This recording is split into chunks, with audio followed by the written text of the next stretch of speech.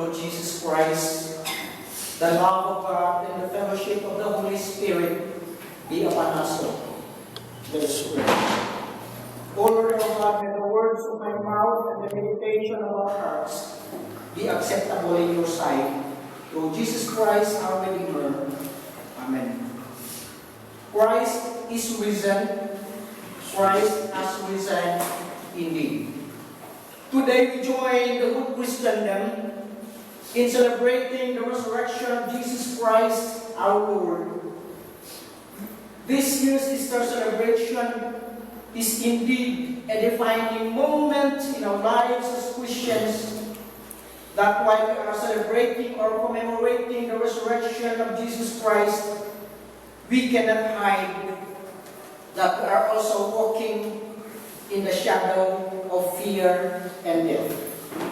Today is a defining moment for us individuals, families, neighborhood, and the whole global community as we are having our barbaric realization brought about by the global scenario of the COVID-19 pandemic. But amid such restrictions, such a physical distancing, our faith compels us to deepen our passion to serve God as we continue to raise our hearts and voices with our brothers and sisters in their homes. And with voices of jubilation we dare singing, Thine is the glory, risen from crimson, and blessed is the victory thou o'er death hast won. Furthermore, we continue to affirm our faith singing, Because He lives, I can face tomorrow. Because He lives, our fear is gone. Today, however, challenges us to look into the Easter story into its deeper sense. Truly, this might be our first time to celebrate Easter Sunday in our homes. No ecumenical services, no Easter cantata, no egg hunting for our children, no mass baptisms. But like the followers of Jesus, we are gathered today to affirm the presence of Jesus, the risen Lord, in our midst. The resurrection drama in our biblical passage explicitly connects the resurrection narrative of the women's participation in the history of God's saving act in the life of humanity. At about 6 o'clock in the morning of Sunday, Mary Magdalene and the other Mary went to the tomb to anoint the body of Jesus. On their way, however, was a great earthquake as the angel of the Lord descended from heaven and rolled the stone that covered the tomb, for such stone was large enough that would keep the burial place secure. But as they come nearer to the burial place, and with their excitement, they rushed into the place where Jesus lay, and behold, they saw an angel dressed in a white garment, saying, Do not be afraid. I know you are looking for Jesus who was crucified. He is risen. He is not here. See the place where they laid him. Go quickly and tell the disciples that he had been raised. Indeed, he is going ahead of you in Galilee. There you will see him. Trying to recapture the movement of events during the resurrection, and out of those movements, I want to share with you this morning.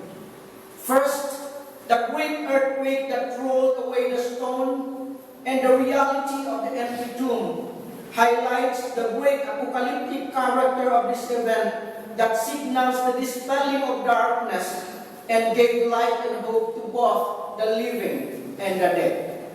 When Jesus gave up His Spirit during the crucifixion, great earthquake took place that caused the temple's curtain to be divided into two. That signals the fulfillment of Jesus' vicarious death and suffering. 3 days later, the great earthquake marks the victory of Jesus over the sting of death and darkness, as He was raised, that hope shall be given to the entire of humanity. The rolling of the stone, the freezing of the guards, and the empty tomb displayed God's power and splendor, and a picture of new beginning. Life has won the power, and the power of God dispels all kinds of evil, and Jesus' resurrection has conquered fear and death. The sudden spread of the COVID-19 pandemic that had shaken the global community, taking many lives and putting huge number of people into dreadful situation, struggle to survive, and caused nations to implement lockdowns, repatriations, home quarantines, and somehow opened a new dimension in our lives, individually and corporately. That in times when we feel our helplessness and hopelessness, we come to realize the importance of faith in our lives and the hope we have found in Jesus Christ. And we have affirmed the importance of our values, that in times of need, we have witnessed the true meaning of compassion, and we have affirmed that we needed one another. Truly, no man is an island. Such a situation brings us to a lifelike, childlike faith when we realize that there is no greater joy in the heart of God than seeing us searching for Christ even in the midst of uncertainty. Secondly, this glorious Easter morning beckons us not to be afraid, because the resurrected Jesus, whom we believe, is the Lord of both the dead and the living. The words of greetings from the angel to the women was very simple, but contained words that turned their fears into hope. Do not be afraid. I know you are looking for Jesus who is crucified. He is not here, for he has been raised. Again, Jesus repeated the same word to his disciples, saying, do not be afraid. Go tell my brothers to go to Galilee. Fear and uncertainty was evident among the followers of Jesus. In fact, most of the disciples had decided to go back to their former occupations. But the reality of Jesus' resurrection became a decisive moment as they had witnessed his presence among them. Even Thomas the doubter proclaimed him Lord and God after witnessing the wounds of Jesus. Like the followers of Jesus, fear covered the whole world as the COVID-19 pandemic broke out. Economy of both the first world and underdeveloped countries stopped. Millions and millions of people lost their jobs. Reports of admission, positive patients, POIs and POMs, and death pop up every day. Government exhausted all possible solutions, both human and monetary resources, to flatten the curve of the spread of the virus. The extension of the ECQ, and yet health counterparts also admitted we still have a long, long way to go before we could finally overcome such the pandemic scenario. Yet at the height of this global experience, brothers and sisters, we were able to recapture the best principles and practices that somehow we have forgotten due to the advancement of technology. We have seen the preciousness of drawing our hope from God, and that such hope become our solid foundation and strength. And that we now realize that God is the ruler yet. Furthermore, we have rediscovered the great essence of the Bayanihan spirit, where we came to acknowledge that we have the same feeling and felt the same need, both rich and poor. We draw our hope from the giver of our life and strength, and we find our strength from the one whose love is so amazing and to one another. And from the Prince of Life, Jesus Christ, the risen Lord. Finally, the Lord sends us to go and tell. After receiving the comforting words, "Do not be afraid," was the command to go and tell. Those who heed the mandate to go have caused a change in the lives of billions of people in the world today. That those who have witnessed the saving grace of Jesus Christ began to herald the powerful resurrection of Jesus Christ, so that those who believe in Him will be saved. The angel commanded the women to go and tell that Christ has risen. Jesus Himself commanded His disciples to go and tell His brothers that He is alive. Such a powerful mandate challenged the church to proclaim the power of God to save, and His compassion to give us strength when we are weak.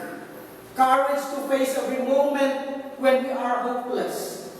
Joy to tell our faith success stories when our faith is tested. Amidst the prohibition to come together in public worship, we have come and we have found our new sense of unity in the risen Lord. Amidst the enhanced quarantine, our prayers become more powerful, and our prayer recording worship services become more effective in quenching the souls of those who are thirsty and hungry for righteousness. Let us go and tell that truly there is nothing here on earth can ever separate us from the love of God. That nothing can hinder us from worshiping the Lord, not the COVID, not the enhanced quarantine, for truly they are also instrumental so that God's people shall go back to the original vocation of man, to its realization, to be stewards of the land. A call to the first world countries not to create any biological weapon to destroy the sacredness of God's creation, not to abuse the advancement of technology to conquer the weaker nations.